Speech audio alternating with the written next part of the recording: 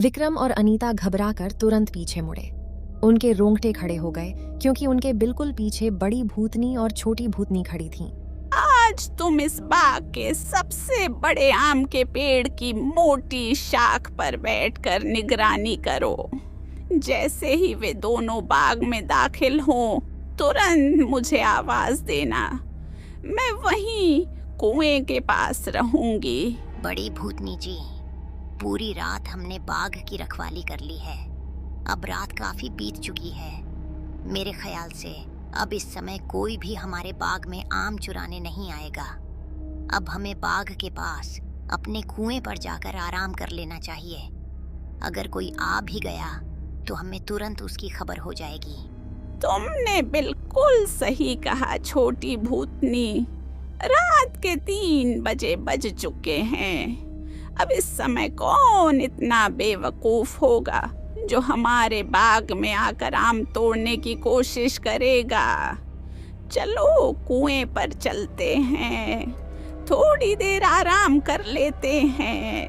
जी बड़ी भूतनी जी, वैसे भी आज पूरी रात हमने एक पल भी आराम नहीं किया। कुछ ही देर में दोनों बाग के पास मौजूद पुराने कुएं पर पहुंच गईं और वहां पड़ी चारपाइयों पर बैठकर आराम करने लगीं। उसी समय गांव के दूसरे सिरे पर विक्रम अपने घर के बाहर खड़ा था। तभी अनीता भी वहां आ गई। अनीता, मौसम कितना शानदार है। मेरा मन कर रहा है कि आज रात भूतनियों के बाग में घूम कर आऊं। अगर दोनों भूतनियां वहां मिल गईं तो हम कह देंगे कि हम सिर्फ घूमने आए थे। लेकिन अगर वे वहां नहीं हुई तो फिर खूब आम तोड़ेंगे, खाएंगे और वापस घर आ जाएंगे। विक्रम, तुम फिर वही बात कर रहे हो। पूरा गांव उस बाग से डरता है। लोग कहते हैं कि वहां 2 भूतनियां रहती हैं। मुझे यह ठीक नहीं लग रहा। अनीता, अगर हम हर सुनी सुनाई बात पर विश्वास करेंगे तो कभी सच्चाई का पता नहीं चलेगा। मैं सिर्फ बाग देखना चाहता हूँ। अगर सच में भूतनियां वहां हुई तो हम तुरंत वापस लौट आएंगे। अच्छा, अगर तुमने वादा किया है कि जरा भी खतरा महसूस होते ही वापस चलेंगे तो मैं तुम्हारे साथ चलने के लिए तैयार हूँ। बस यही हुई ना मेरी बहादुर दोस्त वाली बात। चलो फिर। कुछ ही देर में दोनों आमों के बाग में पहुंच गए। विक्रम ने एक पेड़ की तरफ देखकर कहा, तो यहाँ देखो कितने सारे आम लगे हुए हैं। अगर 2-4 आम तोड़ भी लें तो किसी को क्या पता चलेगा। विक्रम, मुझे अभी भी डर लग रहा है। बेहतर होगा कि हम वापस चलें। बस एक आम तोड़ता हूँ, फिर तुरंत वापस चलेंगे। जैसे ही विक्रम ने आम तोड़ने के लिए हाथ ऊपर उठाया, पीछे से एक भारी आवाज सुनाई दी। हाथ वहीं रोक दो। विक्रम और अनीता घबराकर तुरंत पीछे मुड़े। उनके रोंगटे खड़े हो गए क्योंकि उनके बिल्कुल पीछे बड़ी भूतनी और छोटी भूतनी खड़ी थीं। विक्रम, यही है। यही वो दोनों भूतनियां हैं। आप दोनों यहाँ? ये हमारा बाग है। हम यहाँ नहीं होंगी तो और कहाँ होंगी। लेकिन तुम दोनों यहाँ क्या कर रहे हो? हम तो बस। उसके मुंह से आगे एक शब्द भी नहीं निकल सका।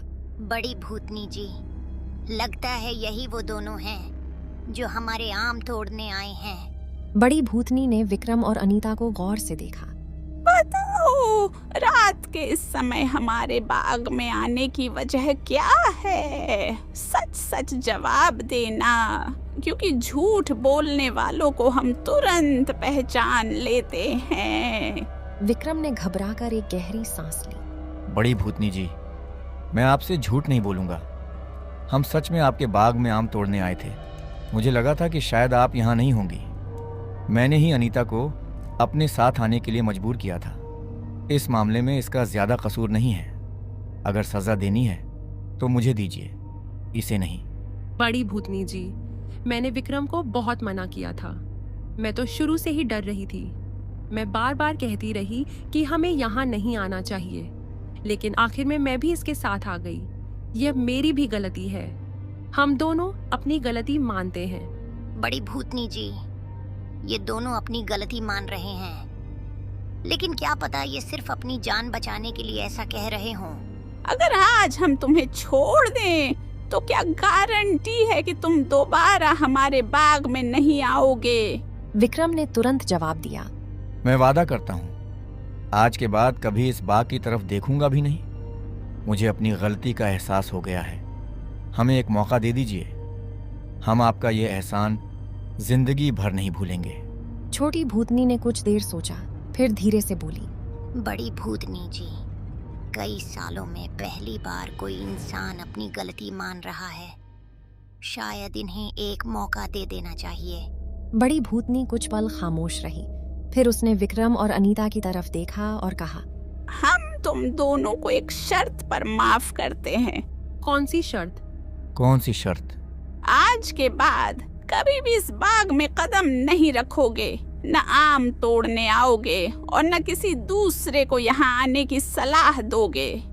अगर तुमने अपना वादा तोड़ा तो फिर हम तुम्हें दूसरी बार माफ नहीं करेंगे। मैं वादा करता हूँ। मैं भी वादा करती हूँ। बड़ी भूतनी ने हाथ से बाग के रास्ते की तरफ इशारा किया। जाओ, आज की रात तुम्हारी जान बख्श दी। हमसे जो गलती हुई उसके लिए हमें माफ कर दीजिए। बड़ी भूतनी ने सिर्फ इतना कहा। जाओ। कुछ ही देर में विक्रम और अनीता अपने घर वापस पहुंच गए। उधर कुछ ही देर में बड़ी भूतनी और छोटी भूतनी भी दोबारा बाग के पास अपने कुएं पर पहुंच गईं। छोटी भूतनी ने मुस्कुराते हुए कहा, बड़ी भूतनी जी, आपने आज इन दोनों पर बहुत रहम किया है, वरना आज तक आपने किसी इंसान को इतनी आसानी से माफ नहीं किया। बड़ी भूतनी ने धीरे से जवाब दिया। छोटी भूतनी, मुझे इन दोनों की आंखों में डर तो दिखाई दिया, लेकिन एक चीज और भी दिखाई दी। छोटी भूतनी ने हैरानी से पूछा, कौन सी चीज? लालच। और लालच इतनी आसानी से खत्म नहीं होता। मुझे पूरे यकीन है कि वो दोनों दोबारा जरूर आएंगे।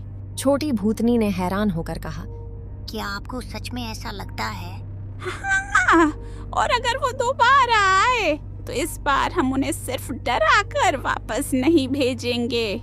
छोटी भूतनी चुप हो गई। उसे महसूस हो रहा था कि बड़ी भूतनी जो कह रही है वह बहुत जल्द सच साबित होने वाला है। कुछ देर बाद बड़ी भूतनी ने छोटी भूतनी की तरफ देखा और बोली, छोटी भूतनी, आज तुम मेरी एक बात ध्यान से सुन लो।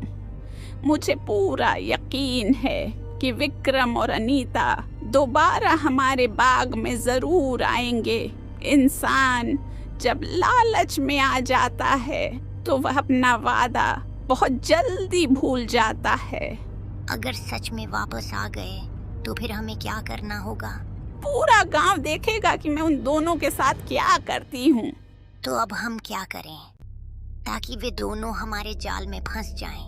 तुम आज इस बाग के सबसे बड़े आम के पेड़ की मोटी शाख पर बैठकर निगरानी करो। जैसे ही वे दोनों बाग में दाखिल हों, तुरंत मुझे आवाज देना। मैं वहीं कुएं के पास रहूंगी। जी बड़ी भूतनी जी, इस बार वो दोनों मेरी नजरों से बच नहीं पाएंगे।